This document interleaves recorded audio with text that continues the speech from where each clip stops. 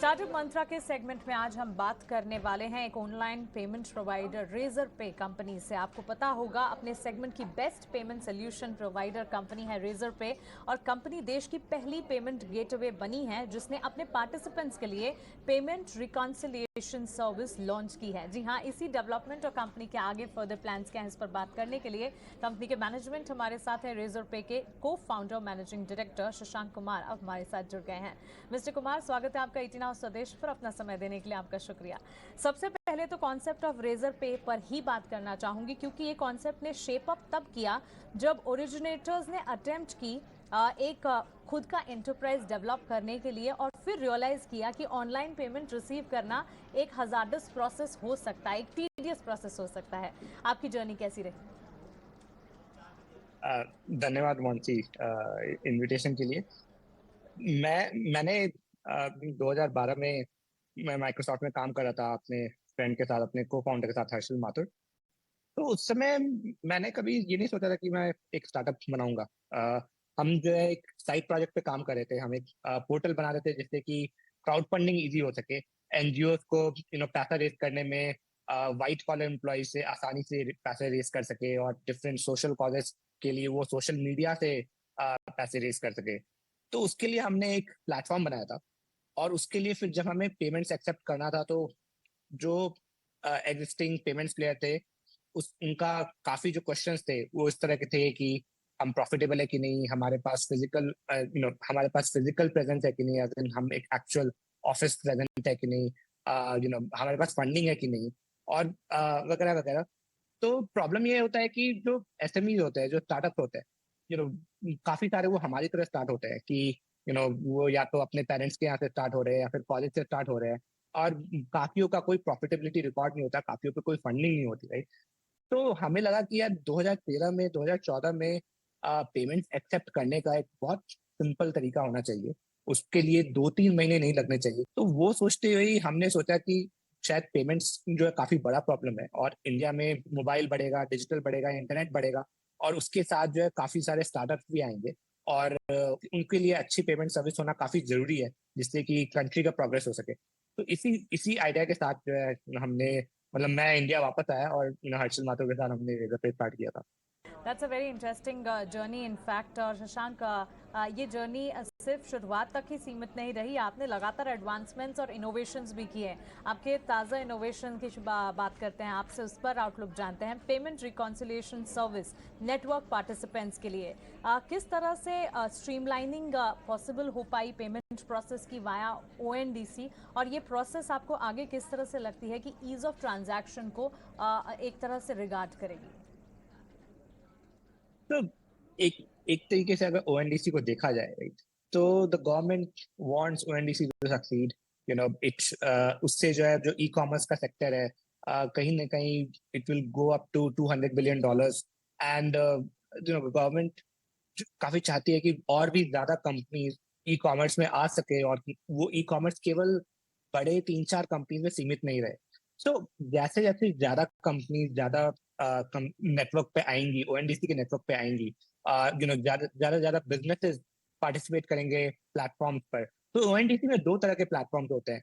एक जो कि बायर्स के लिए होता है, जहाँ पे बायर्स जाकर के डिफरेंट तरह के सामान और सेलर को देख सकते हैं और उनसे खरीद सकते हैं। और दूसरा सेलर का प्लेटफॉर्म होता है जिससे, जो कि ढेर सारे सेलर को ऑनबोर्ड करती है, चाहे रूरल एरिया से या सिटीज से, या फिर इंडस्ट्रियल एरिया से।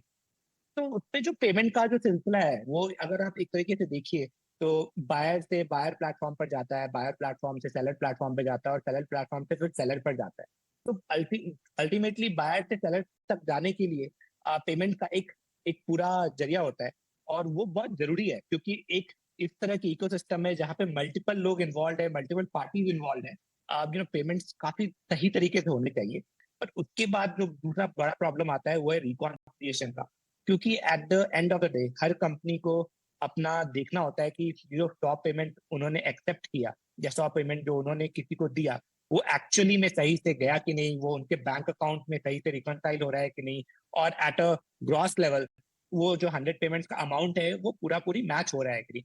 तो उसके लिए ही हम जो है रिकॉन्सिलिएशन सॉफ्टवेयर बना करके प्रोवाइड कर रहे हैं, और हमारी ये सोच है कि इस रिकॉन्सिलिएशन सॉफ्टवेयर के थ्रू और पेमेंट सुविधा के थ्रू जो बायर्स और सेलर्स के बीच में जो ट्रांजैक्शन है वो काफी स्मूथ होगा। तो उस तरीके से इतने बड़े प्लेटफॉर्म पर भी इतने बड़े ढेर सारे पार्टीज होने के बावजूद भी वो पेमेंट अच्छे तरीके से हो पाएंगे, और at the end of the day सारे बिजनेस अपना रिकनसाइल करके आराम से रह सकते हैं कि हाँ मतलब हमारा कोई लॉस नहीं हो रहा है, हमारा कहीं लीकेज नहीं हो रहा है, और for every business ensuring there is no leakage वो बहुत ही जरूरी होता है। शशांक, एक बिजनेस तभी सक्सेसफुल बिजनेस तभी मायने में माना जाता है जब वो अपने क्लाइंट, अपने कस्टमर्स की कंसर्न्स को समझे और उस कंसर्न को समझते हुए उसका सोल्यूशन निकालने की भी कोशिश करे, और ये आप कर रहे हैं। Congratulations to you for that. लेकिन इस वक्त बिजनेस इन्वायरमेंट कैसा नजर आ रहा है? ओवरसीज जो स्लो डाउन या चैलेंजेस दिख रहे हैं, स्टार्टअप विंटर है, इसका क्या इम्पैक्ट भारतीय बाजार पर भी, आपके बिजनेसेस पर भी पड़ता हो या आपके सेक्टर पर भी पड़ा है किसी हद तक? जो ये ग्लोबल जो स्लो डाउन है वो तो काफी रियल है, और इंडिया के स्टार्टअप्स में भी उसका इम्पैक्ट तो है ही। जो फंडिंग विंटर वाली बातें चल रही है, आई थिंक फंडिंग मार्केट थोड़े टाइट तो है इस वक्त है, और उससे काफी स्टार्टअप अपना अपना अपना देख रही है कि वो कैसे उसके थ्रू मैनेज कर सके। But even among all that, at the end of the day India stands out, right. India एक काफी ब्राइट स्पॉट है, क्योंकि India is the only large economy जो कि अभी भी 5% प्लस 6% प्लस पे ग्रो करने का क्षमता रखती है year on year, and government की फुल कोशिश है, इकोसिस्टम की फुल कोशिश है कि उसको बरकरार रखे। तो पूरे एनवायरनमेंट में अगर आप देखिए वहां पे थोड़ा स्लो डाउन है, but fintech still is a very bright spot. और अब एज रेजर पे ऑल्सो हमने पिछले एक साल में काफी ग्रो करा है, और एंड वही हमारी कोशिश भी यही है कि हम अच्छे अच्छे प्रोडक्ट्स बनाते रहे, ऐसे प्रोडक्ट्स बनाते रहे जिससे कि बिजनेसेस की मांग ही पूरी हो, राइट। तो ये जैसे ये रिकॉन्सिलेशन सर्विस है, that is an example of that. उसी तरह से हम पेरोल सर्विसेज प्रोवाइड करते हैं, हम बैंकिंग सर्विसेज प्रोवाइड करते हैं, और आजकल के मॉडर्न बिजनेसेस को काफी मॉडर्न प्रोडक्ट चाहिए होते हैं जो कि मोबाइल फर्स्ट हो, क्लाउड फर्स्ट हो। तो and Razorpay has the capability to build those kind of product. तो इन सब चीजों को ध्यान में रखते हुए मेरा तो यही मानना है कि रेजर पे is still in a great spot and has a very positive outlook, towards India, towards fintech ecosystem, and towards the growth of payments industry. बिल्कुल शशांक, एक और कंग्रेचुलेशन, एक और शुभकामनाएं एक्सेप्ट कीजिए, क्योंकि रेजर पे वर्ल्ड्स टॉप 100 यूनिकॉर्न्स में अपनी जगह बना पाई है। और इतना ही नहीं, हारून्स ग्लोबल यूनिकॉर्न इंडेक्स 2023 में जो 6 भारतीय कंपनियां हैं उनमें से एक कंपनी रेजर पे भी है। कैसा लगता है इस तरह की उपलब्धि, इस तरह की अचीवमेंट हासिल करने के बाद? uh, Thanks a lot, Nancy. अगर मैं बात करूं तो जिस यू नो जब हमने अपना स्टार्टअप शुरू किया था, रेजर पे शुरू किया था, तो एक यही उम्मीद थी कि इंडियन बिजनेसेस के लिए कुछ कर सके, देश में कुछ ऐसा कर सके जिससे कि कुछ चेंज आए, कुछ अच्छा बदलाव आए। और जो ये पिछले 7-8 साल की जर्नी रही है हमारी रेजर पे की, उससे काफी पर्सनल सेटिस्फैक्शन मिलता है, and I am very grateful कि जो हमारा जो रिस्पॉन्स रहा है हमारे कस्टमर्स का, एंड जो पुश रहा है गवर्नमेंट का डिजिटल पेमेंट्स पे, आई थिंक वो काफी पॉजिटिव रहा है, काफी अच्छा रहा है मेरे लिए पर्सनली, और ऑब्वियसली फॉर रेजर पे एज वेल। और ये बस एक मोटिवेशन है एक तरीके से कि हम एक्चुअली में सही राह पे चलते रहे और उस पे चलते रहेंगे। Absolutely. Shashank, last but not the least, आपके फाइनेंशियल्स पर आपका आउटलुक हम जानना चाहेंगे, क्योंकि अगर FY22 के परफॉर्मेंस की बात करें, स्टैंड अलोन नेट प्रॉफिट जो है 7.3 करोड़ पर पोस्ट हुआ है, अराउंड 20% अप मूव सालाना आधार पर अगर देखें, और साथ ही रेवेन्यू के पिक्चर भी काफ़ी स्ट्रेंथ दिखा रहे हैं। Outlook towards scaling it up?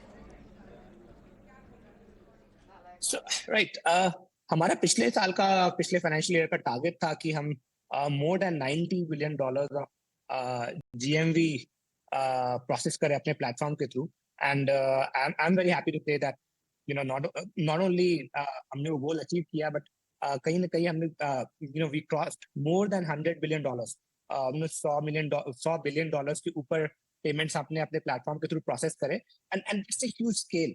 I think in last 8 years, Razor Pay with all the products और जितना भी ये ग्रोथ रहा है, काफी ज्यादा